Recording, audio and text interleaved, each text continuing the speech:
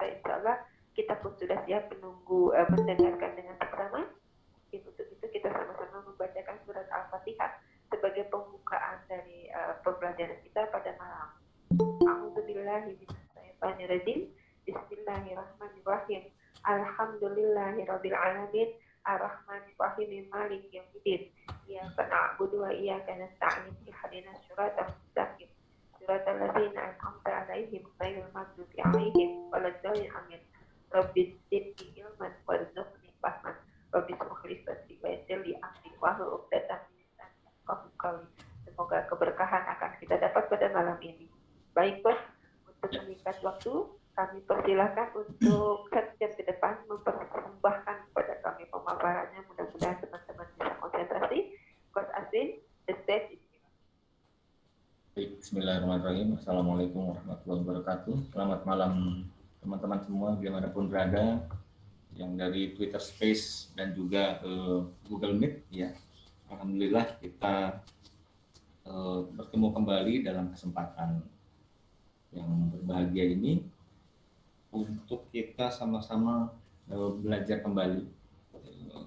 Saya pun juga masih belajar sebenarnya, masih terus belajar dalam artian yang sebenar-benarnya, karena ilmu itu terus berkembang, zaman itu terus berubah, dan hendaknya kita selalu dalam state itu artinya dalam keadaan kita selalu belajar dan belajar. Ketika kita selalu berada dalam state ini apa, sikap belajar, maka kita akan menemukan suatu kondisi di mana kita selalu merasa haus lagi, dan semakin kita menemukan ilmu, semakin dalam, adalah kita semakin tidak tahu apa-apa, semakin merasa bahwa betapa banyaknya hal yang belum kita ketahui. Dengan begitu kita bisa menemukan kebahagiaan, dan kita bisa menemukan kebijaksanaan dan kebahagiaan tidak lain dan tidak bukan adalah ditemukan di dalam diri kita sendiri setelah kita mencari sesuatu hal yang selalu lebih baik dan yang terbaik. Baik, semoga teman-teman selalu dalam keadaan sehat dan dalam keberkahan, dan khususnya malam ini semoga kita bisa sambil belajar bersama ini kita bisa mendapatkan hikmah, mendapatkan manfaat untuk kemudian kita gunakan sebagai bekal kegiatan kita ke depan, insya Allah. Baik, malam ini kita akan belajar tentang bisnis model Canvas, yaitu 9 blok model bisnis atau 9 blocks of business model. Teman-teman sekalian, hari ini selamat ya, saya ucapkan selamat sudah sampai anak tangga keempat. Ya. Anak tangga keempat ini adalah di mana ini merangkum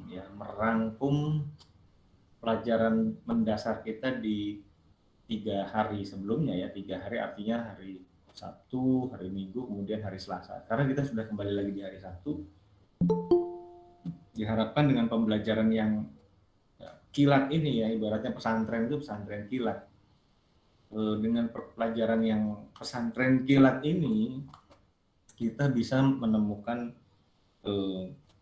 gagasan-gagasan, ide-ide baru, bukan hanya sekadar ide baru, tapi kepercayaan diri, kemudian kita muncul semangat dalam mencapai apa yang ingin kita capai, apa yang kita cita-citakan, dan dengan begitu kita bisa menambah kemanfaatan untuk yang lebih luas lagi. Baik, di anak tangga keempat ini yaitu menetapkan model bisnis. Jadi model bisnis ini adalah bukan pertama kali ya. Ini disusun oleh ini dia yang disusun oleh Alexander Osterwalder dan Yves Pignier ya, lebih kurang begitu sebutannya. Yves Pignier dan Alexander Osterwalder ini menyusun sebuah pendekatan yang sederhana, bukan sederhana, yang lebih simpel, yang lebih sederhana, di mana sebelumnya kita membayangkan sebuah bisnis plan atau rencana bisnis itu hal yang rumit, hal yang banyak, pembahasannya panjang sekali, pembahasannya luas sekali, sehingga dan itu tidak ada standarnya. Ya, rencana bisnis lebih cenderung banyak versinya. Nah, ini disederhanakan, walaupun bisnis model generation ini atau bisnis model Canvas ini dia ini sudah bukan satu-satunya ya bisnis model, tetapi ini yang cukup diakui luas di seluruh dunia, khususnya juga di Indonesia, banyak yang menggunakan pendekatan bisnis model Canvas seperti ini. Nah, inilah yang inilah yang akan kita pelajari bersama, dan ketika kita betul-betul mendalami ini, menguasai ini, kita selalu bisa bukan hanya sekadar mengevolusi bisnis yang sedang kita jalani. Dan ini juga menjadi sebuah pendekatan yang sederhana bagi kita sendiri, pengusaha, melihat bisnis kita ini seperti apa sih, gitu. Karena kita tidak mungkin membayangkan bisnis kita dalam tulisan yang kecil-kecil dengan penjelasan yang rumit dan terlalu luas. Nah, ini diringkaskan dengan sebuah, makanya istilahnya adalah bisnis model kanvas, ya, dalam sebuah kanvas, ya, ibarat melukis gitu. Nah, kemudian ya, di buku ini sudah diterjemahkan ke dalam bahasa Indonesia dengan seperti yang tampil di halaman presentasi. Oh iya, saya mohon maaf, ini saya belum share ya di halaman Twitter, di atas halaman space kita di Twitter. Sebentar. Ya, silakan, sekarang sudah bisa diamati di halaman space Twitter. Di atas itu ya, saya sudah ada di slide yang ketiga ya. Dan juga ini adalah latar belakang di mana sebelumnya saya cerita sedikit dulu tentang Mr. Alexander Osterwalder. Beliau adalah seorang profesor doktor juga di bidang ekonomi, di bidang bisnis, dan beliau mengajar di banyak sekali di Nokia, di banyak sekali perusahaan-perusahaan di Swedia sana. Nah, ini pengalaman beliau ini akhirnya menciptakan sebuah pendekatan seperti bisnis model Canvas seperti ini. Baik. Ya, lebih kurang seperti ini ya, di slide keempat ini adalah bisnis model Canvas yang akan kita pelajari. Nah, bagaimana detailnya akan lebih intinya adalah bagaimana kita menggambarkan dan menceritakan bisnis hanya dalam sebuah kanvas saja, satu halaman kanvas saja, begitu. Baik, apa sih untungnya, apa sih tujuan dari membuat bisnis model kanvas? Yang pertama, urutan logika yang natural dan faktual. Ya, ini urutannya adalah yang natural, ini adalah bagaimana logika kita yang paling ideal, yang paling masuk akal ketika kita menyusun bisnis dan menganalisis sebuah bisnis. Ya, itu yang pertama, urutan logika yang natural dan faktual. Yang kedua adalah menjelaskan proses bisnis secara utuh dalam satu halaman kanvas. Ya. Yang ketiga, menemukan langkah jitu untuk meningkatkan penjualan, keuntungan, dan arus kas. Sehingga tidak berbicara masing-masing terlepas. Semuanya adalah satu kesatuan yang terintegrasi, yang integral, yang saling mempengaruhi satu dengan yang lain. Yang keempat adalah mendapatkan rangka strategi branding. Nah, ini yang menarik ya, karena besok hari Minggu kita akan mempelajari tentang marketing. Nah, dan hal yang terpenting sebelum bicara jualan, sebelum bicara macam-macam, kita bicara tentang apa itu branding. Ya, branding dengan brand itu pendekatannya berbeda. Kalau branding adalah sebuah mindset, satu set pemahaman yang cukup mendasar dan mendalam. Dia melebihi dari sekadar sebuah nama ya, dia lebih dalam dari hanya sekadar nama. Sehingga kita perlu strategi branding. Dasarnya adalah bisnis model Canvas. Yang kelima, ini adalah alat untuk memutuskan apakah memulai sebuah bisnis atau tidak, apakah melanjutkan sebuah bisnis atau tidak. Nah, ini penting sekali karena banyak di antara kita yang sering juga mendapatkan proposal bisnis misalnya. Bagaimana sih cara saya menilai bisnis ini layak atau tidak? Bagaimana kita menilai sebuah bisnis ini layak diinvestasikan atau tidak? Jangankan diinvestasikan, ini kira-kira jalan atau tidak ya? Sebelum kita bicara layak investasi atau tidak. Yang berikutnya, yang keenam adalah memberikan gambaran yang jelas bagi calon investor, seperti yang saya jelaskan barusan, karena bisnis model Canvas mampu menjelaskan secara logika manajemen bisnis, yaitu yang pertama arus keuangan, yang kedua strategi pemasaran, yang ketiga kebutuhan SDM, dan kegiatan operasional sebuah usaha. Jadi ada 4 unsur manajemen bisnis, ya. Itu tadi menjelaskan 4 hal tersebut terangkum semua di sini secara utuh dan gambar besarnya seperti apa. Baik.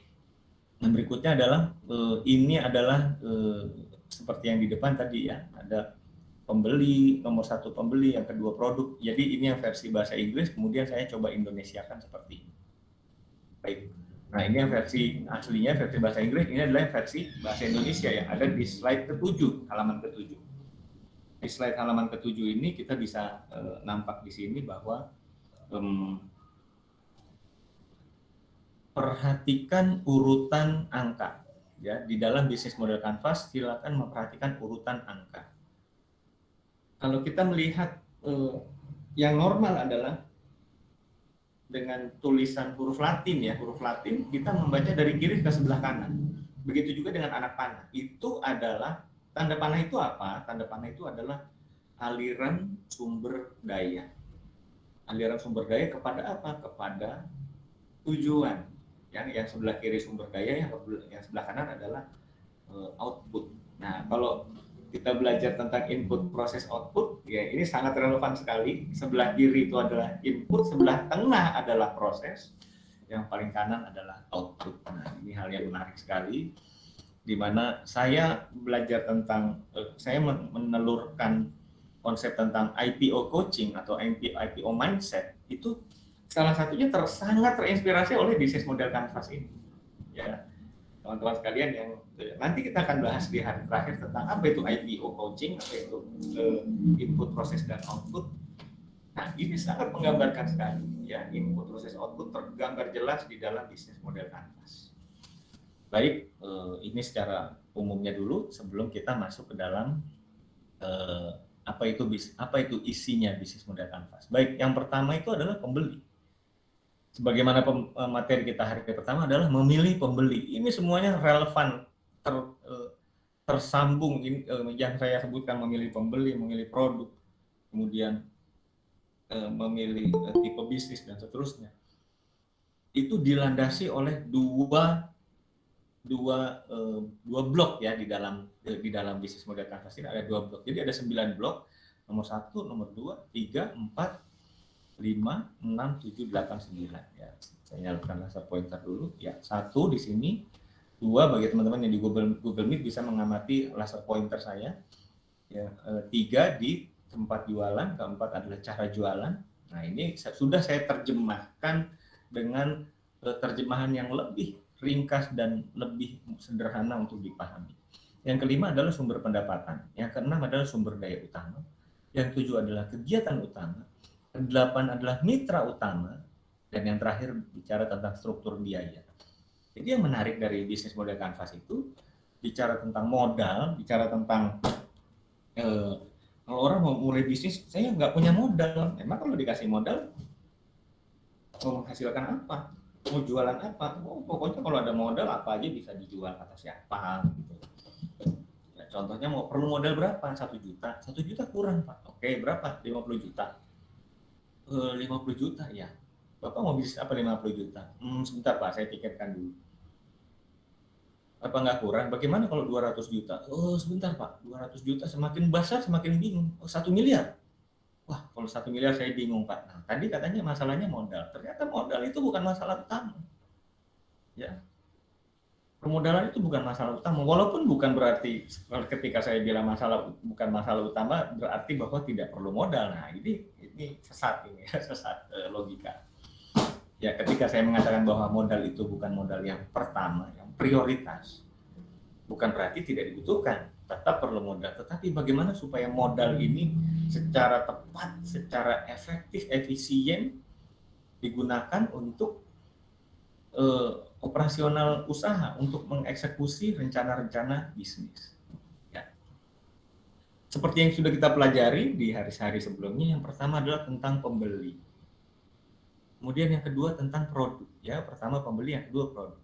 Kemudian konten jualan seperti apa? Konsep branding, nilai, manfaat, penawaran, spesifikasi dan lain-lain. Jadi itu yang produk. Yang ketiga adalah tempat jualan. Jualannya di mana? Inilah yang disebut sebagai lokasi yang selalu diprioritaskan dalam hal bagaimana mencari strategi berjualan. Yang keempat adalah cara jualannya seperti apa, cara promosinya seperti apa, cara berkomunikasi, gimana cara mengikat, ya, bagaimana cara mengeratkan, mempertemukan antara pembeli dan produk. Oke. Yang kelima adalah sumber pendapatan dan seterusnya. Kita akan mulai masuk di pembahasan yang pertama, yaitu customer segment atau pembeli. Ya, ini sudah kita bahas panjang lebar di hari pertama bahkan, ya, tentang filosofi transaksi. Nah, ini pembeli ini bagaimana logikanya adalah pembeli adalah seperti sudah kita ikuti, karena pembeli ini adalah penghasil arus kas. Ya, uang itu datang dari pembeli. Maka kita harus betul-betul memahami, mengerti, dan kita betul-betul mengerti, memahami, kemudian kita pada akhirnya melayani. Pada akhirnya kita melayani pembeli. Kalau hanya sekadar mengerti, kemudian memahami, tidak ada aksi apa-apa, percuma. Ya, tetapi kemudian kita harus mulai melayani, mulai membangun hubungan dengan pembeli. Ya. Pak, pembeli itu, kalau pembeli kan belum tentu pelanggan, Pak. Oke, kalau pelanggan itu kegiatannya ngapain? Beli, ya sudah. Ya. Konsumen, kalau saya sebut konsumen, definisi konsumen sudah pasti beli belum? Belum tentu.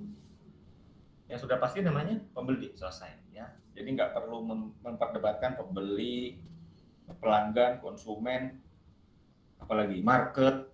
Ya, intinya itu aja yang. Tapi kita menggunakan istilah pembeli supaya kita ini selalu terprogram di dalam pikiran kita bahwa kita tidak hanya sekadar jualan, tetapi jualan yang laku, ya.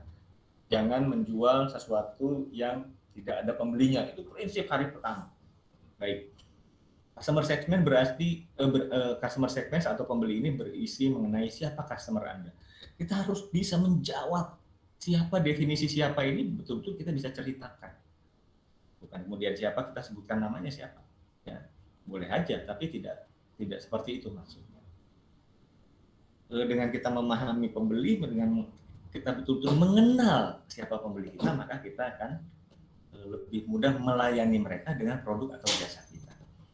Baik, yang berikutnya adalah produk atau layanan produk dan layanan kita dijual ke siapa sih sebenarnya? Intinya seperti itu. Yang berikutnya, idealnya lakukan riset untuk memastikan customer segment. Jadi sebenarnya segmen ini adalah bagian, tidak semuanya. Sebenarnya siapa sih yang kita layani?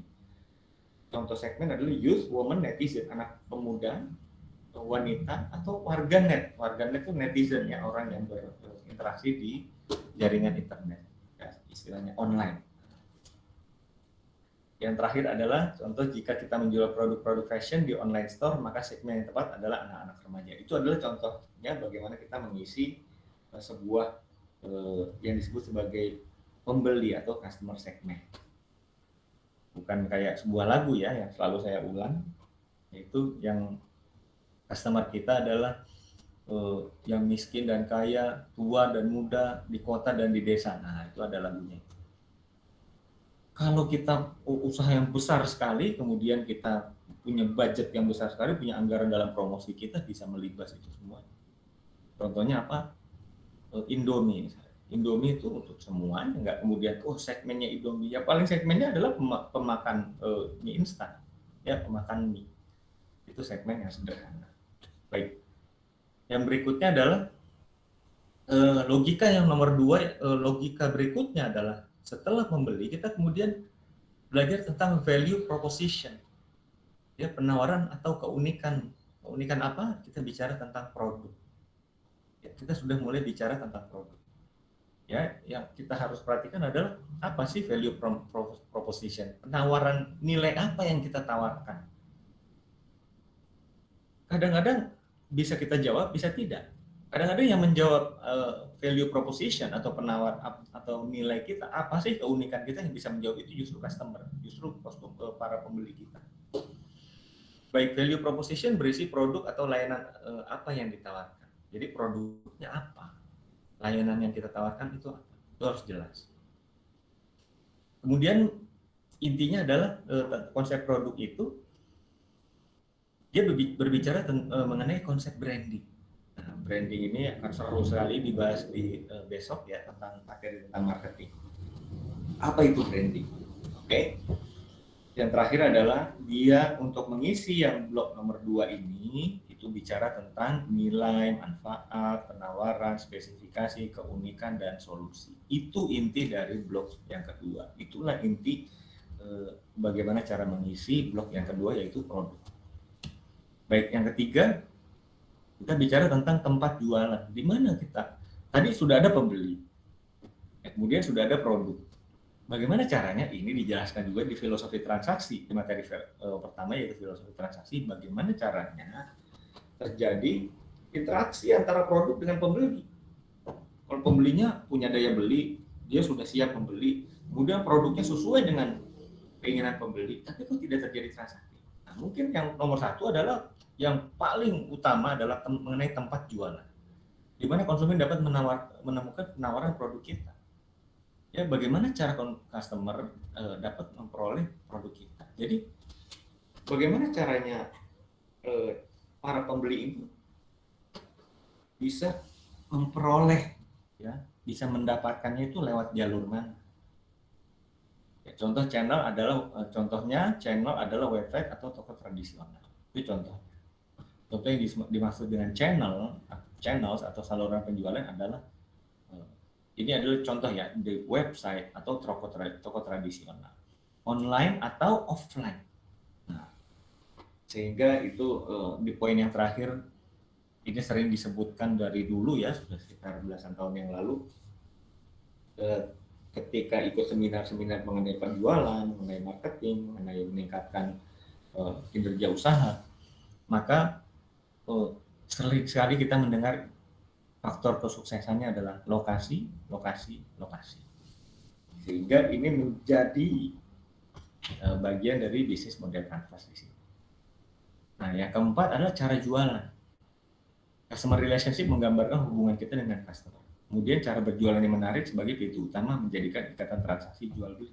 Bukan hanya untuk dari pembeli bisa mendapatkan produk, atau produk bisa menemukan pembelinya. Bukan hanya sekadar tempat, tapi kemudian bicara tentang cara, bagaimana cara menawarkannya. Apa sih yang kira-kira betul-betul akan membuat customer kita itu atau pembeli kita itu nyangkut sama kita. Apa yang kita tawarkan? Apa penawaran spesial yang kita tawarkan? Cara berjualan yang menarik spesial tadi sebagai pintu utama menjadikan ikatan transaksi jual beli. Ya, kemudian bisa jadi bentuknya adalah negosiasi dan tawar-menawar. Intinya yang terakhir adalah teknik closing, yaitu mengkonversi orang peminat menjadi pembeli. Kan yang orang yang kepingin aja kan banyak ya. Orang yang hanya sekadar kepingin aja banyak, tetapi bagaimana dia sampai tahapan action. Contoh misalnya beli satu gratis satu, atau beli satu bonus satu. Maka itu adalah salah satu cara atau teknik closing yang mengubah atau mengkonversi peminat menjadi pembeli. Baik. Yang kelima adalah revenue streams. Setelah kita bicara tentang pembeli, produk, tempat jualan, dan cara jualan, kita harus mengukur sebenarnya bisnis kita ini ada uangnya nggak sih? Ada duitnya nggak sih? Kalaupun ada berapa banyak sih sumber pendapatannya? Ya, jadi revenue stream menjelaskan dari mana saja sumber pendapatan bisnis kita. Apakah dari menjual produk, menjual jasa, menjual iklan, komisi, dan lain-lain. Apa sumber pendapatan kita? Sumber pendapatan produk saya adalah hanya dari penjualan saja, penjualan produk saja. Silakan. Gitu. Nah, ini ada yang disebut sebagai sumber pendapatan. Produknya apa? Ditulis di situ. Baik, yang keenam adalah key resource atau sumber daya utama. Jadi key resources menjelaskan sumber daya apa saja yang dibutuhkan untuk memproduksi produk kita. Misalnya perlu tenaga kerja, material, uang, dan yang lain-lain.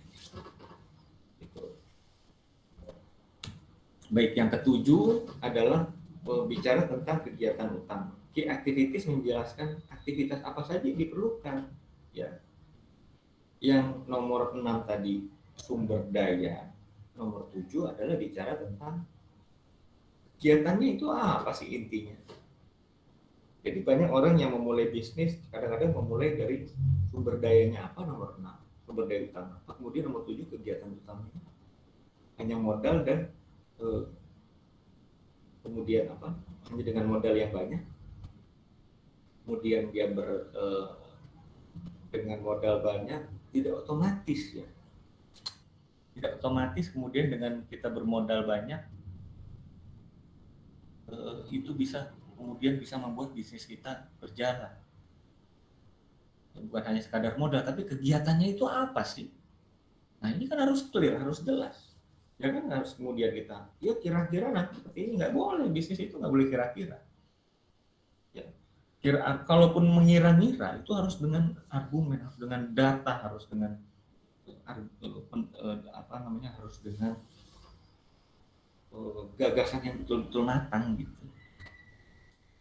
Baik, setelah nomor 7 kita bicara yang ke poin yang ke-8, yaitu key partners atau partner kunci atau partner atau mitra utama.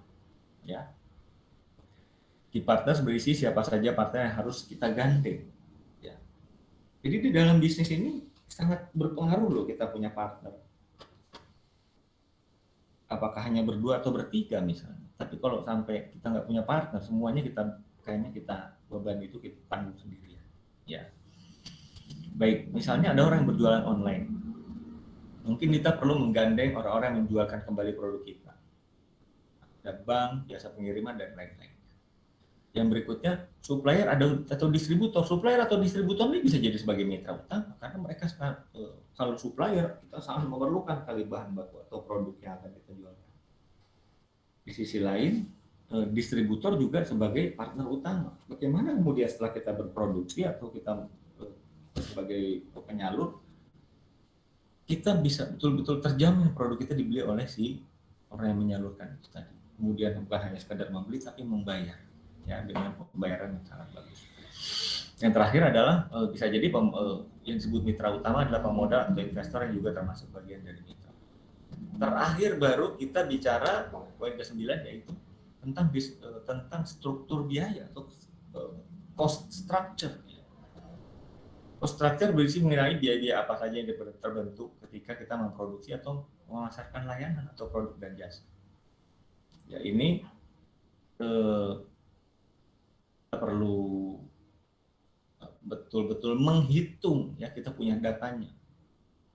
Biaya apa saja yang keluar, jangan sampai sudah tulis di atas kertas ternyata setelah itu biayanya membengkak dan 2 kali lipat. Nah, ini bahaya namanya. Yang terakhir untuk bicara struktur biaya akan mempengaruhi kelayakan usaha untuk menentukan sebagai penentu penghasil profit setelah biaya digunakan untuk mengurangi pendapatan. Nah, jadi struktur biaya inilah yang juga menentukan pada akhirnya. Walaupun itu belakangan, tapi tetap menentukan. Makanya dimasukkan ke dalam sini. Ya, Kak Adila, saya mohon break dulu ya, sekitar 5 menit. Nanti saya kembali lagi sambil teman-teman membaca materi yang sudah saya share, gitu ya. Baik, siap, Coach. Baik. Teman-teman, siap. Iya.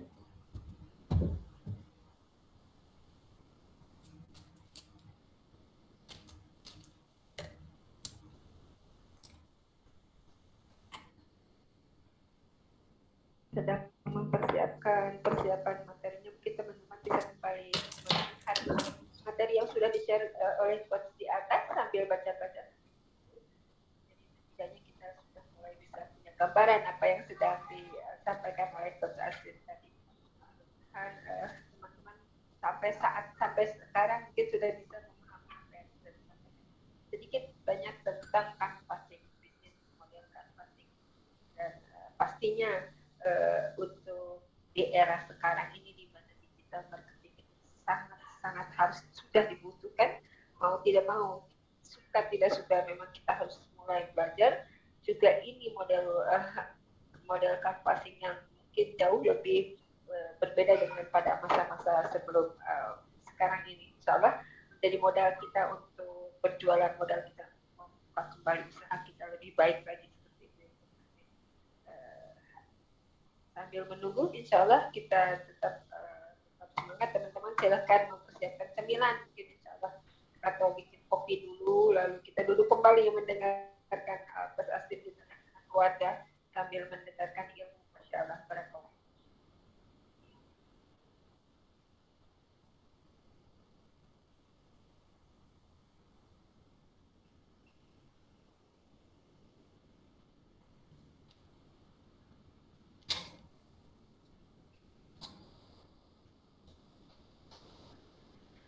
Teman-teman di Twitter Space, terima kasih sudah setia dulu dan sudah setia mendengarkan. Insyaallah pada malam ini kita sampai pada jam 21.15 karena memang pada hari ini kita menyampaikan satu materi yaitu tentang model kanvas. Insyaallah kita lanjutkan pada hari esok dengan jam yang sama, jam 20.00 insyaallah, dengan materi selanjutnya.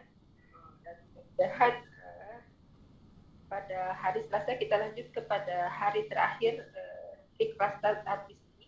Kalau bila tidak ada waktu atau penambahan waktu, akan dilanjutkan dengan seperti itu.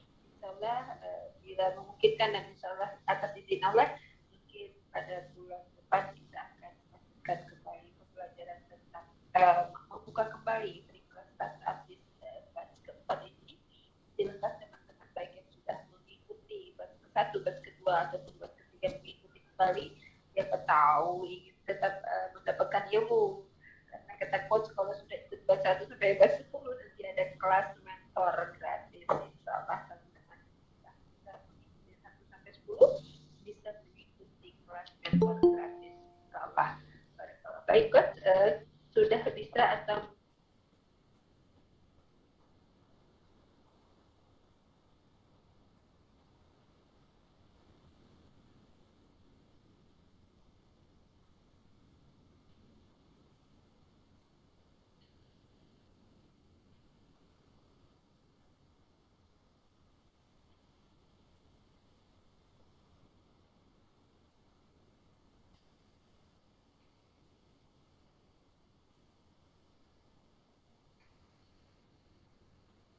dipersilahkan DM saya atau dari Google Meet bisa lewat message. Mohon maaf tadi barusan sinyal saya jelek di Google Meet. Alhamdulillah. Coach Aswin sudah bisa dilanjutkan atau masih ada perlu waktu?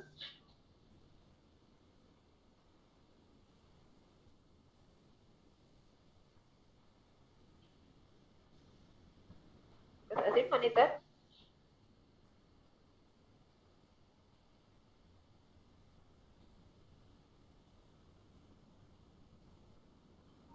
Saya ada sedikit ya. Baik teman-teman, mungkin yang baru pertama kali bergabung di Twitter Space, alhamdulillah saya melihat beberapa akun-akun teman-teman baru yang mungkin baru mendengarkan. Insyaallah selamat datang, ahlan wa sahlan di space kami. Big Class Startup List yang sudah gelombang 3 debat ketiga di hari keempat ini. Kami menyelenggarakan free class ini sudah ketiga kalinya, insyaallah. Dan teman-teman, beberapa teman-teman sudah mungkin bisa merasakan manfaatnya, bagaimana caranya lebih baik lagi dalam berbisnis, insyaallah. Nanti insyaallah kami mudah-mudahan diberi kesehatan bersama Coach Aswin bisa melanjutkan kembali batch keempat nanti di bulan depan, dan teman-teman yang lain masih bisa mendengarkan dan mungkin yang berminat menjadi peserta siapkan diri di bulan ke depan. Baik Coach Aswin, sekali lagi sudah siap Coach? Coach Aswin monitor.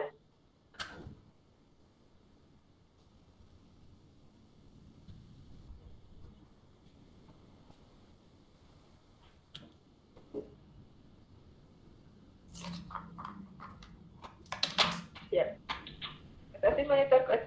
Siap. Alhamdulillah, barakallah. Baik teman-teman, Coach Aziz sepertinya sudah siap kembali untuk memaparkan pemaparan insyaallah selanjutnya masih di materi pertama ya Coach, belum masuk ke materi kedua. Malam ini kembali saya cukup satu materi aja karena sebagian contoh-contoh tipe bisnis model sudah saya sebagian contohnya sudah dibagikan di sini.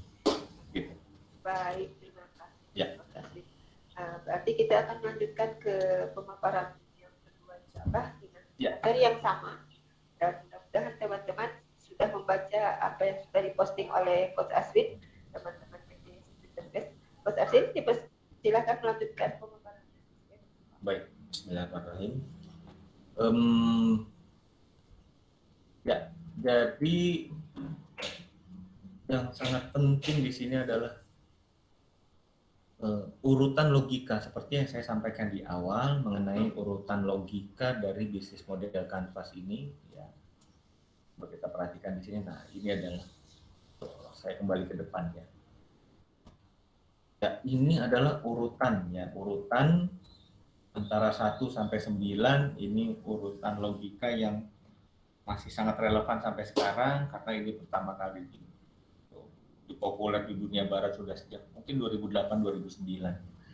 Nah, masuk Indonesia ini perkiraan saya mulai mengajar di kampus tentang bisnis model Canvas ini ketika saya sempat menjadi dosen di Prasetya Mulia Business School.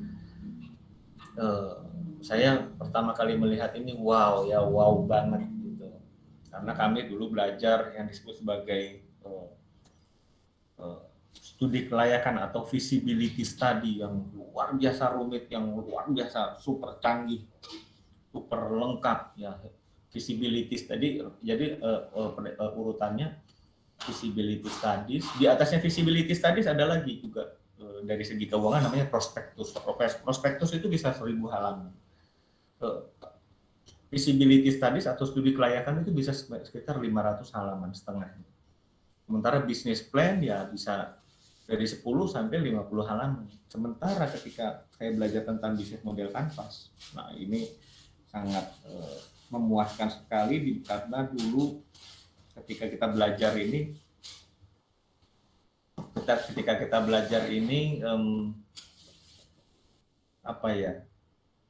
dengan hanya satu kanvas saja dia bisa menerangkan banyak hal, dia memberikan gambar besar ya.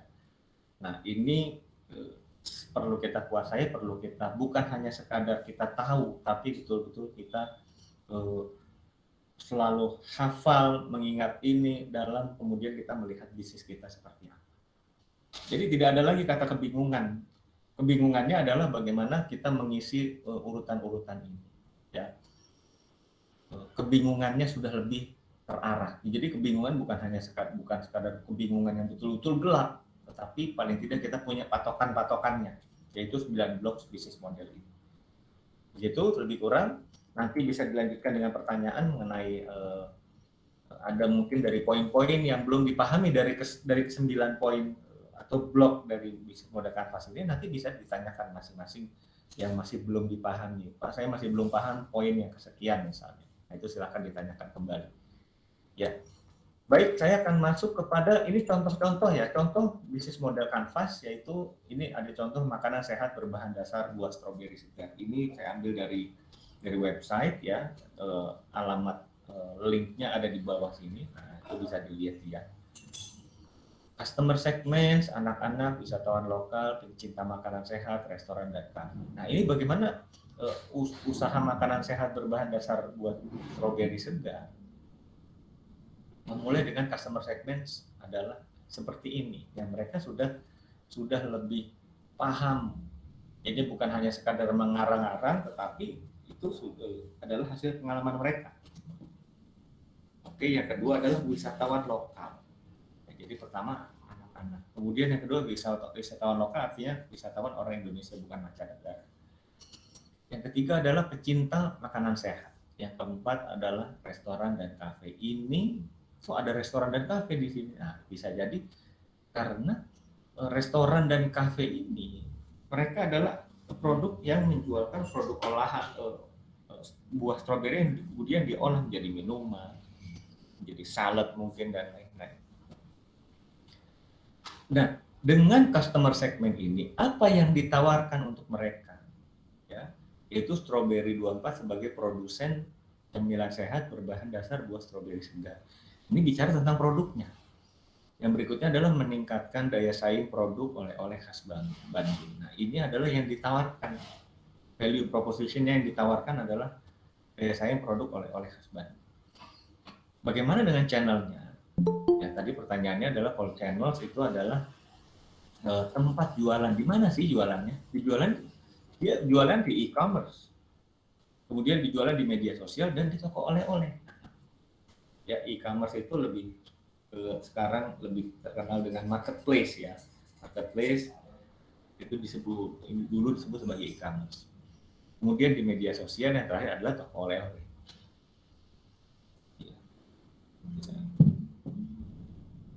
Nah, yang berikutnya adalah customer relations. Customer relation itu adalah cara jualan. Yang channels ini adalah tempat jualan. Customer relationship adalah cara jualan. Bagaimana membangun relationships? Bagaimana dimulai terjadinya hubungan antara customer dan produk. Nah, antara customer dan produk. Yang pertama adalah diskon dan promo kata oleh-oleh. Yang berikutnya adalah program giveaway.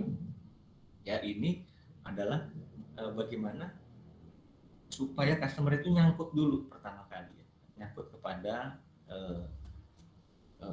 customer, nyangkut kepada produk. Apa yang kita lakukan pertama kali? Sebagai contoh misalnya usaha jasa misalnya. Kita bisa memberikan free trial, uji coba gratis. Nah, itu yang paling umum untuk usaha jasa. Karena relatif biaya produksinya kecil. Nah, ini yang dimaksud dengan yang tadi pembeli, yang sebelah kanan customer segment ini adalah pembeli, value proposition di sini adalah produk, channel itu adalah tempat jualan, customer relationship adalah cara berjualan. Baik, yang kelima, revenue streams atau sumber pendapatan adalah penjualan produk selai, dodol, dan sirup stroberi. Wow, ternyata stroberi bisa diolah sampai ke level berikutnya. Kemudian revenue streams atau sumber pendapatan lain adalah kunjungan wisata ke tempat produksi. Nah, ini ada pendapatan juga. Orang mau belajar, orang mau berwisata, dan lain-lain. Yang berikutnya adalah sumber daya utama atau sumber daya kunci. Lahan tani stroberi, alat pengolahan standar makanan. Yang berikutnya adalah aktivitas kunci atau kegiatan utama. Ya, kegiatan utamanya apa sih? Membeli hasil panen stroberi dan petani. Ternyata dia bisa jadi bukan petaninya. Ini adalah pengepul bisa jadi ya. Yang berikutnya adalah mengolah, kegiatan utamanya adalah mengolah stroberi segar menjadi produk olahan. Yang kedelapan, siapa partnernya? Siapa mitra utama? Nah, yang pertama adalah para petani stroberi. Tentu saja kalau ada masalah dengan mereka, waduh, bisa nggak disuplai, ya kan? Kemudian middleman atau pengepul. Nah, ternyata ini sepertinya bukan middleman, ya, bukan pengepul, karena ini adalah partnernya dia. Yang ketiga adalah pemilik toko oleh-oleh di Kota Bandung. Nah, ini adalah partner yang dianggap sebagai partner utama oleh akun ini. Dan yang terakhir adalah cost structure atau struktur biaya. Nah, ini biaya-biaya yang relevan dengan kegiatan usaha. Baik, saya sambung ke materi yang berikutnya, ke halaman berikutnya ya. Ada di halaman 20, bisnis model kanvas Cameleo, ya, produk tas, dompet, kulit sapi, desain geometris dan warna kombinasi kontras. Sekali lagi juga seperti tadi, saya tidak akan membaca satu persatu ya. Nomor satu, customer-nya perhatikan betapa dia lengkapnya mengisi ya untuk Cameleo ini. Yang berikutnya adalah produk atau sekarang misalnya value proposition, penawaran nilai. Wow, canggih banget ya. Mudah-mudahan tidak hanya sekadar canggih di istilah, kita juga selain kita tahu tafsiran dalam bahasa Indonesia, kemudian kita mengaplikasikan. Ya, jadi produknya adalah model yang tidak umum, kemudian tangible value. Tangible value adalah nilai yang betul-betul bisa dirasakan, wow ini produk mahal memang. Baik, yang ketiga adalah intangible value, adalah yang bisa ditawarkan adalah kepercayaan diri, tampil beda, natural, segar, estetik, dan bisa di berbagai suasana, support pengrajin lokal. Ya, ini adalah produk-produk yang tadi, produk-produk berbahan kulit, ini yang perlu dan bisa kita dukung. 1, 2, 3 channelsnya ya kebanyakan adalah secara online. Customer relationships, ya interaktif dalam sosial media, kemudian ada komunitas, ada sistem loyalty. Yang berikutnya sumber daya utama yaitu pasti bahan kulit, ada alat, ada merek, dan lain-lain. Langkah berikutnya adalah kegiatan utama atau kegiatan kunci, yaitu produksi, marketing, branding, selling, dan pergudangan. Oke. Yang nomor 8 adalah key partners, yaitu pemasok bahan, pemasok label, dan kemasan. Nah ini para partner-partnernya yang lama-lama, ya, award winning designer, bla bla bla bla. Yang terakhir baru bicara tentang cost structure atau struktur biaya. Oke, ini ada usaha selain nanas juga. Teman-teman silahkan, nanti materi ini akan kami bagikan di dalam channel kami Startup Biz, ya, Startup Biz Class. Nanti akan bisa lebih detail lagi melihat detail dari bagaimana cara mengisi bisnis model Canvas. Artinya kalau kita googling bisnis model Canvas versi Indonesia itu pun sudah banyak sekali yang menggunakan. Ini juga seperti ini. Silakan teman-teman nomoring masing-masing, ya. Jadi contoh-contoh ini kita bisa jadikan sebagai bahan acuan bagaimana kita menyusun bisnis model Canvas milik kita sendiri. Oke. Nah, ini juga bisnis model Canvas Rujak Cingur Ahmad Yais. Nah, ini kita ide-ide yang relatif berbeda. Saya sajikan di sini. Baik, saya pikir sudah cukup. Selebihnya bisa digunakan untuk tanya jawab tadi. Terima kasih.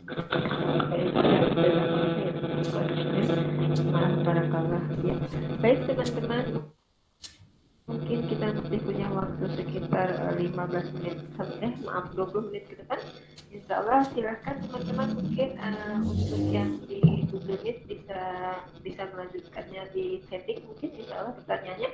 Bagi teman-teman yang di space, silahkan DM saya, nanti saya bacakan pertanyaannya. Insya Allah akan sekali lagi teman-teman, mohon maaf karena keterbatasan waktu sehingga kami tidak bisa pun yang di Google. Dipersilakan yang di Google Meet fitur untuknya sudah baik. Kami menunggu teman-teman, mungkin Mas Aswin, kira-kira apakah teman-teman ini setelah kita mendengarkan pertama pada materi sekarang, kira-kira hal positif apa yang paling dalam pengalaman ataupun mempunyai ilmu yang didapatkan tanpa ini, kira-kira yang paling utama yang menjadi topik pembicaraan kita perlu kita catat atau bisa begitu sambil menunggu teman-teman. Ya. Jadi gini, manfaat terbesar dari bisnis model Canvas ini adalah kita bisa melihat bisnis kita sendiri, ya, dengan gambaran yang utuh. Itu saja sudah mau apa ya istilahnya, menyelesaikan masalah-masalah prinsip, ya, menyelesaikan masalah-masalah prinsip. Maksudnya apa menyelesaikan masalah-masalah prinsip? Kadang-kadang kan kita kusut sendiri, ya kan? Kita kusut sendiri. Kita sering juga bertanya, duluan mana telur sama ayam? Duluan mana modal? Atau ada ide dulu? Kan gitu. Nah, dengan adanya bisnis model Canvas ini cukup menginspirasi banyak pihak, ya. Bisnis model Canvas ini menginspirasi banyak sekali pihak sehingga dia menjadi populer di seluruh dunia. Walaupun yang penulisnya adalah seorang konsultan, seorang pakar, profesor dan dokter di bidang ekonomi dan bisnis.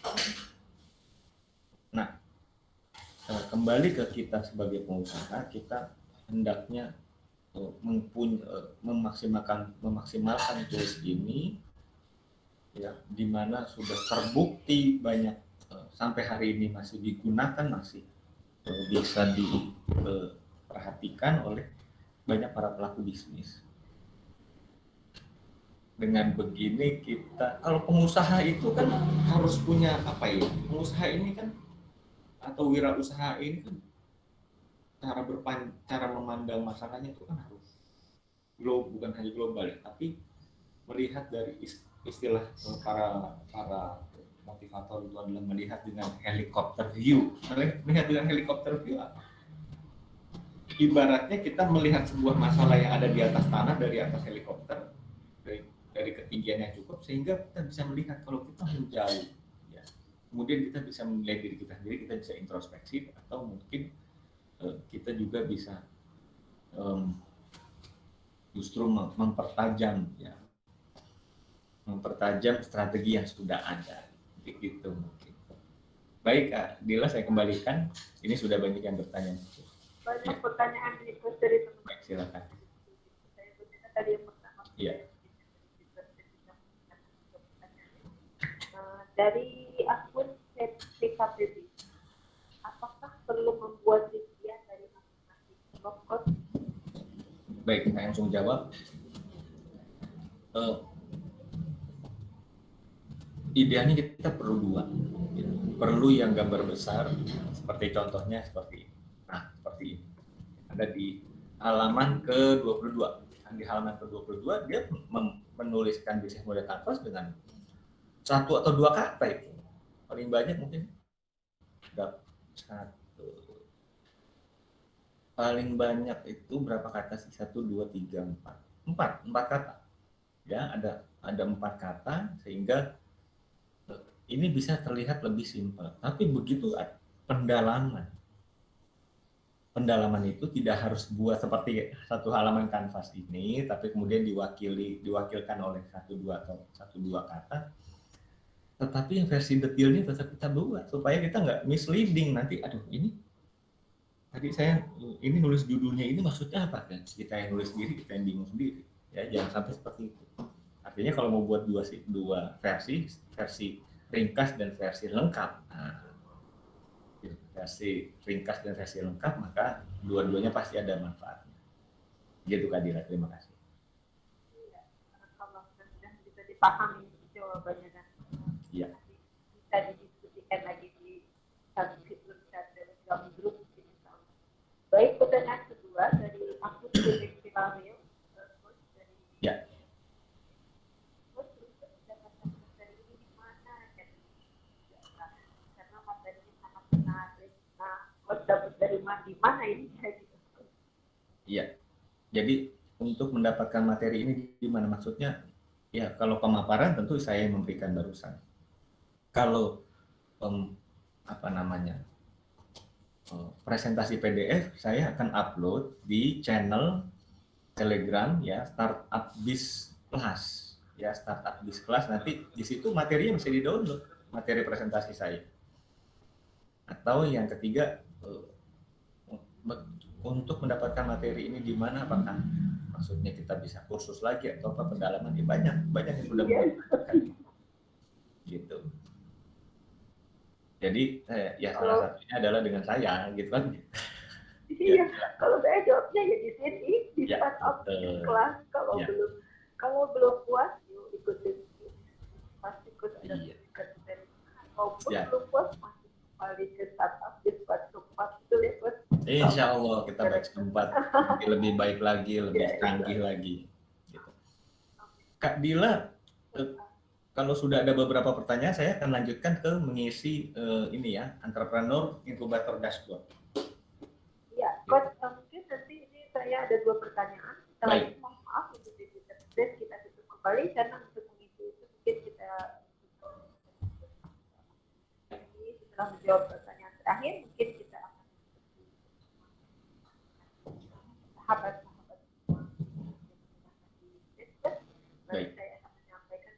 dua pertanyaan dulu. Ya. Apakah bisnis kanvas perlu diperbaharui dalam tentang waktu tertentu? Baik.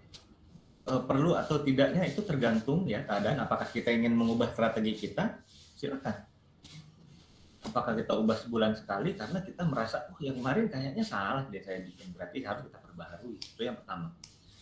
Diperbaharui berikutnya adalah karena berubah situasi. Bisa jadi kita pernah bikin BMC 3 tahun yang lalu misalnya. Ternyata dengan hari ini sudah tidak relevan karena ada COVID misalnya. Nah itu tentu kita bisa memperbaharui, tidak ada patokan waktu tertentunya berapa lama sekali. Bisa setiap hari kita ubah-ubah, ya bisa 2 tahun sekali, 3 tahun sekali, bisa atau tidak kita ubah sama sekali. Gitu mungkin. Adila, silakan. Ada yang bertanya? Ya, terima kasih, Coach. Pertanyaan terakhir, Coach. Apakah dari akun Mentari Cahya, apakah kita yang pada aplikasi bisnis akan dapat gambaran bisnis model? Baik, nanti kita akan mendapatkan, saya cek lagi ya, saya sudah masuk ke akun businessku.id saya, kemudian nah nanti ibaratnya sementara ini masih dalam pengembangan. Kalau kita isi, karena begini, di dalam bisnisku itu ada memang khusus untuk materi untuk mengisi menetapkan bisnis model atau model bisnis. Jadi tentu saja itu bisa ditulis kita mengisi bisnis model kanvas ini di platform sub.businessku.id.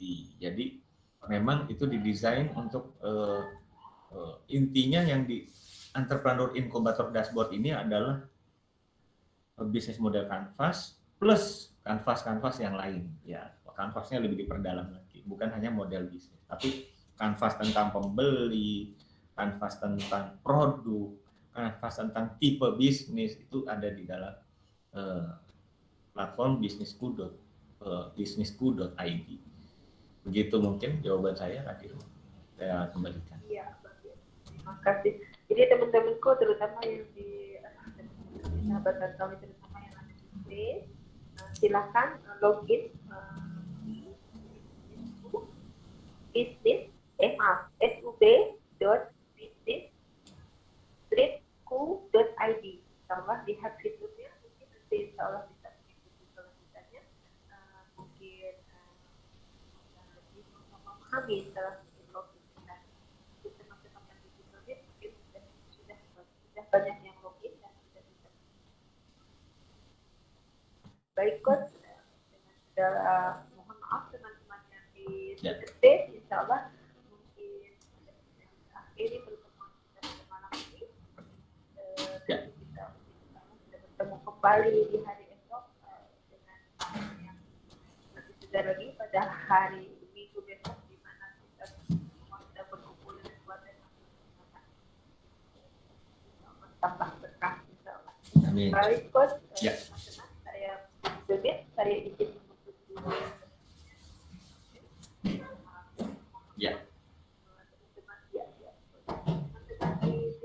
Terima kasih banyak atas perhatiannya, terima kasih banyak atas kesabaran yang menunggu dan kita semua manfaatkan agar kita dengan lebih baik lagi. Dengan Allah lain sesuatu yang tidak berubah, biarkan kami meluangkan waktu kepada kita berbagi kenal Allah, Masya Allah. Yang saya tahu Coach hari ini full ngajarnya. Ini adalah energi terakhir beliau. Sehat terus. Amin. Sehat terus kita. Akhir sedang lomat kayak hari ini. Iya.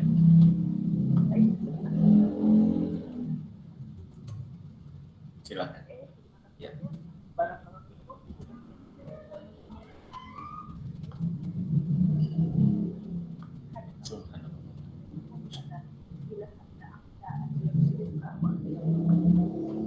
Terima kasih atas perhatian. Assalamualaikum warahmatullahi wabarakatuh. Maaf.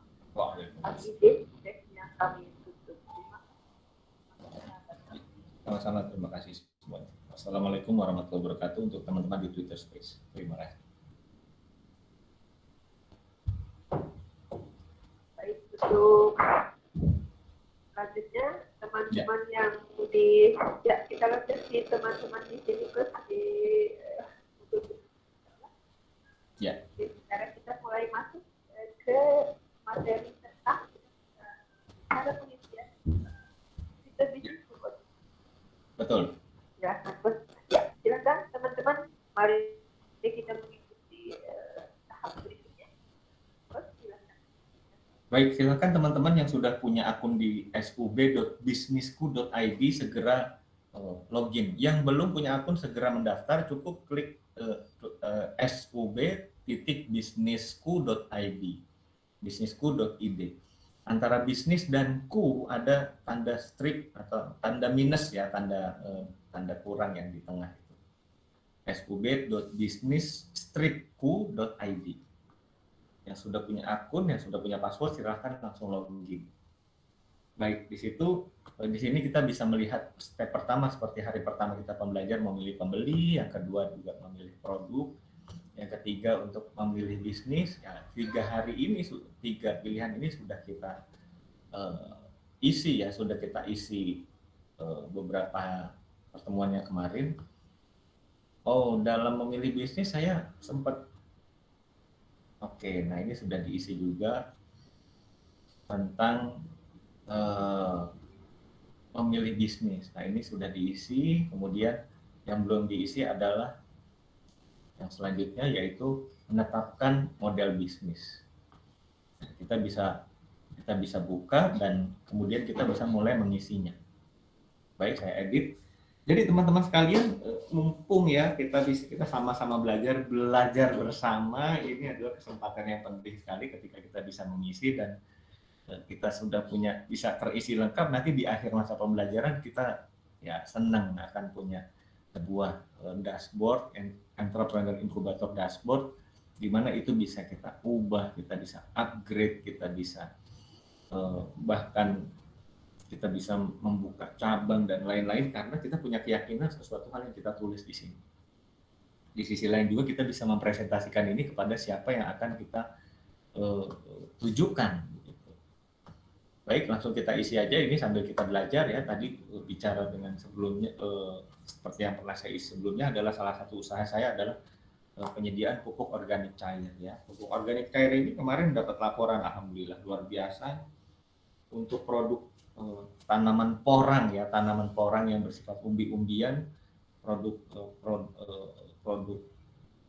pupuk organik cair kami hasilnya spektakuler ya. Jadi katanya, Pak, ini kok aneh ya, kenapa itu? Saya sudah deg-degan aja dibilang aneh. Ini pohon porang saya masih istilahnya sudah anak-anak, tetapi umbinya itu sudah dewasa. Jadi, wow, saya bilang alhamdulillah, berarti ini adalah keberkahan untuk Bapak, untuk keberkahan untuk kami juga. Dan itu ketika kita sudah berhasil, walaupun kita belum mencapai penjualan yang spektakuler luar biasa, itu sudah hiburan yang luar biasa. Kepuasan konsumen itu ibarat apa ya, hadiah ya yang tidak terkira ketika walaupun terjadi transaksi, walaupun jual beli, tapi kan konsumen atau pembeli kita merasa terpuaskan, itu obat segala capek. Nah, begitu. Kita rasa senang yang luar biasa. Baik. Customer segment ini juga sudah diisi di awal. Customer segment kita adalah karena produk kami produk pupuk organik cair, maka customer segment kami adalah para petani. Para petani dan penggemar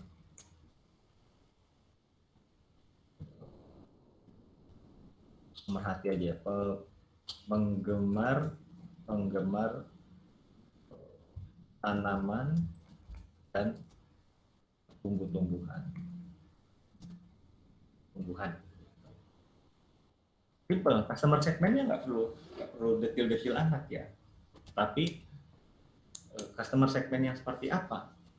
Customer segment yang masih kami belum beriklan secara terbuka karena ya pupuk organik cair ini tidak bisa sembarangan ya kita mendistribusikannya, pasang di media marketplace atau yang lain-lain itu karena bisa menjadi hal yang tidak tepat waktunya, kemudian kita sudah secara agresif mengiklankan gitu karena nanti ada merasa pihak-pihak yang merasa tidak senang dengan produk yang terlalu inovatif yang terlalu apa istilahnya produk yang terlalu spektakuler gitu. Nah ini yang perlu kita cermati. Value proposition-nya apa? Apa yang kita tawarkan yaitu pupuk organik cair, organik cair yang cocok untuk buah-buahan, umbi, dan umbi, buah, dan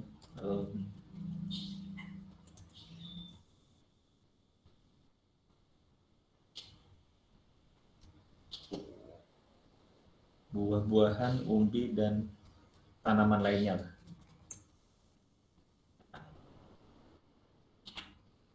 Kemudian sekarang channels-nya seperti apa? Channel kita belum berjualan secara online, belum berjualan secara distributor juga. Kami masih dengan channel yang ada adalah melalui network saja, kenalan-kenalan saja, jaringan kerja. Customer relationship-nya seperti apa? Bagaimana caranya? Nah, bagaimana cara jualannya? Tadi tempat jualan, sekarang cara jualan. Cara berjualannya adalah dengan free sample. Dengan free sample, itu akan kemudian mereka harus membuktikan dulu, saya nggak bicara macam-macam, ini saya kasih sampelnya, silahkan buktikan sendiri. Setelah mereka membuktikan, baru mereka akan membeli. Begitu cara ikatan pertama yang ngehook, ya istilahnya. Hook ini kan apa ya, kait ya, bagaimana caranya mengait, nah itu free sample. Revenue stream adalah penjualan pupuk dan pembuatan pabrik bersama, pabrik workshop lah. Key resources-nya apa? Key resources-nya adalah formulator. Sumber daya kuncinya adalah formulator. Jadi saya bukan pakar pupuk ya. Kenapa tiba-tiba punya bisnis pupuk? Karena saya merangkul formulator si pencipta produk ini. Ya, key resources. Yang kedua adalah bahan baku langka. Yang bahan baku yang langka itu adalah salah satu ya itu bahannya apa? Nah, itu rahasia. Nah, karena itu sumber daya utama, bahan baku yang langka tadi. Key activities, ya key activities adalah bagaimana kita online marketing dan network ya, networking. Nah, working dengan siapa? Dengan para petani dan lain-lainnya. Oke, dan aktivitas yang lainnya adalah production. Di partnership-nya siapa? Di partnership-nya adalah para investor, kemudian supplier, dan juga distributor atau reseller.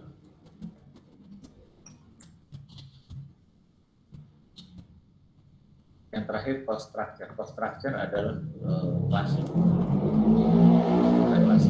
Cost biaya adalah production. Ini maksudnya struktur biaya production adalah struktur biaya yang semua yang terlibat dalam hal, karena fokus dari produk saya, fokus bisnis saya adalah memproduksi, bukan menjual secara retail. Bahkan secara retail pun kami cenderung memberikan, kecuali ada pesanan yang besar sekali. Baik, saya update. Ya, ini sudah jadi 9 blok model bisnis, cepat sekali ya, begitu di enter hanya beberapa detik langsung jadi seperti ini. Apakah hasil ini kemudian dimasukkan ke dalam kanvas yang 9 tadi? Nah, itu lebih bagus. Kalau ini bentuknya masih terurai ke bawah, tapi ke depan akan kami perbaiki sampai bentuknya seperti bisnis model kanvas seperti yang disampaikan di referensi yang kita bisa pelajari. Baik, sampai di sini sudah selesai untuk pengisian bisnisku.id ya. Semoga teman-teman juga bisa mengisinya dan kemudian bisa mendapatkan gambaran yang utuh dari bisnisnya seperti apa. Gitu mungkin kan. Iya, baik. Terima kasih teman-teman sudah bisa melihat mungkin.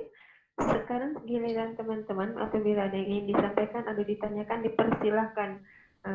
Apabila ada kesulitan ataupun ada pertanyaan, mungkin begitu ya Coach ya. Iya. Kita masih banyak waktu untuk diskusi. Silakan juga bertanya soal materi yang tadi Coach sudah sampaikan apabila memang belum sempat bertanya. Dan tentu saja juga sesuai dengan yang ini baru bagaimana cara mengisi di platform bisnisku pada materi yang sekarang begitu ya Coach. Silakan teman-teman, kembali chat pertanyaan sudah dibuka, mari kita manfaatkan sebaik-baiknya waktunya Coach yang tadi saya sampaikan. Ini Coach luar biasa dari pagi, siang, sore, malam, ini kayaknya hari ini full ngajar, dan tentu saja sudah sangat luar biasa energi yang dikeluarkan. Mungkin teman-teman sambil menunggu dipersilakan fitur chat kembali dibuka dan dipersilakan untuk bertanya begitu. Atau mungkin sambil menunggu bila diizinkan ada teman-teman yang mau share screen Coach mungkin tentang kesulitannya, boleh Coach? Silakan, boleh. Oke, silakan teman-teman, mumpung Coachnya lagi baik hati katanya boleh share screen apabila ada kesulitan, ataupun yang sudah login mungkin dipersilahkan untuk share screen dan memperlihatkan kepada Coach kira-kira sudah sampai mana perjalanan mengisi bisnisnya. Silakan teman-teman, dipersilahkan.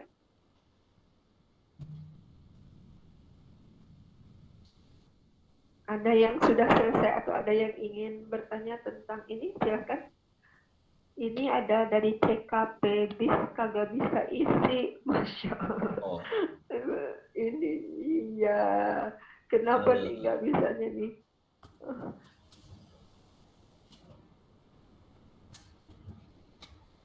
Oke. Kenapa nggak bisa ngisinya? Nih. Beliau saya screen Coach. Ya, sudah saya sambil lihat. Oke. Coba back mungkin menetapkan model bisnis. Coba back dulu mungkin isi atau update data nggak bisa ya. Baik, nanti kami akan sampaikan kepada administrator kami, semoga nanti bisa diperbaiki ya. Coba log out dulu. Usul saya di log out dulu, kemudian login lagi, diulangi lagi sekali lagi.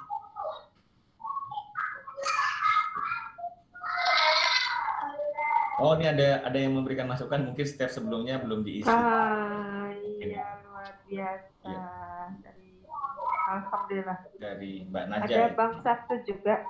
Ada Bang Sabtu juga di sini. Ya, boleh bantu menjawab, Coach? Silakan, Bang Sabtu, silakan. Ya, oke.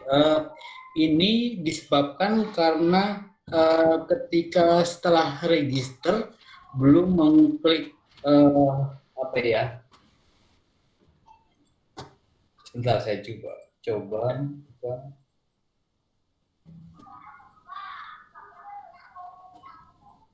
Ya, coba Pak siapa tadi?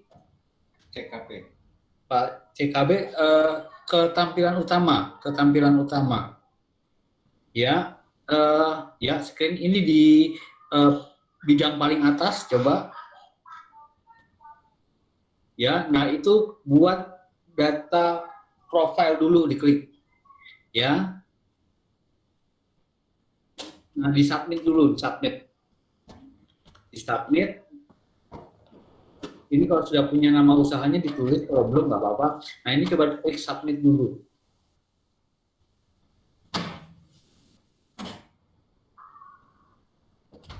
Ya, sudah?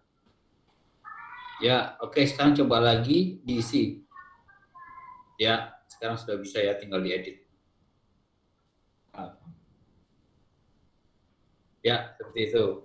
Oke. Jadi ketika pertama kali login, kita harus buat data profil dulu, sebab kalau nggak dibuat seperti ini, nanti banyak yang spam, hanya register tapi nggak melanjutkan isi data, jadi membutuhkan database. Jadi kita harus setelah login, setelah register, kita harus buat data profile dulu untuk membentuk table untuk isian data-data yang harus kita isi, gitu. Ya, oke ya, tidak masalah lagi. Sudah selesai, Pak Kapten. Terima Ya. kasih banyak. Alhamdulillah. Oke, terima kasih Coach. Ya, sama-sama. Terima kasih.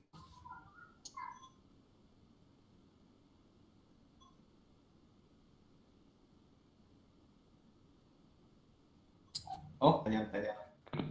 Iya, silakan, masih ada waktu, silakan ke mungkin seperti Bang TKP ini ada akhirnya bisa mendapatkan solusi, ada kesulitan dipersilakan share screen sekalian, mungkin insya Allah bisa mendapatkan solusinya. Baik, terima kasih Bang TKP dengan pertanyaannya yang tentu saja juga menjadi pengetahuan buat kami semua. Terima kasih jazakallah khair. Baik Coach, kita tunggu teman-teman, apabila tidak ada pertanyaan lagi, mungkin kita tinggal merangkum. Baik. Semua materi Coach Aswin. Hubungan kami juga tahu Coach sudah sangat capek, sudah sangat lelah, Masya Allah.